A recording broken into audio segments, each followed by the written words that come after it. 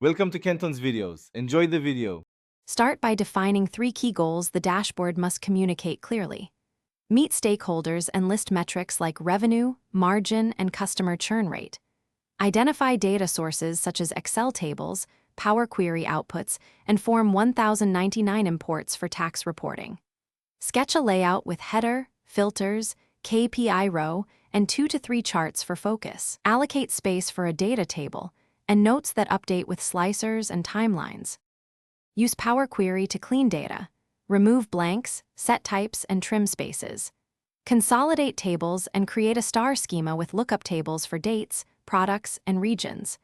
Add a calendar table covering every day for 5 years to support time intelligence. Create DAX measures for sums, ratios, and running totals like 12-month moving totals. Validate measures versus raw tables and fix mismatches before building visuals in the dashboard sheet. Design visuals with clarity and restraint, limiting the board to 6 or fewer charts. Emphasize 3 primary KPIs with large numbers and supportive sparklines for trend context. Use a consistent color palette, font sizes, and 16:9 spacing to ensure readable exports. Add slicers and timeline controls that filter all linked charts and the KPI row. Document a refresh routine and save a macro to update data and pivot caches automatically.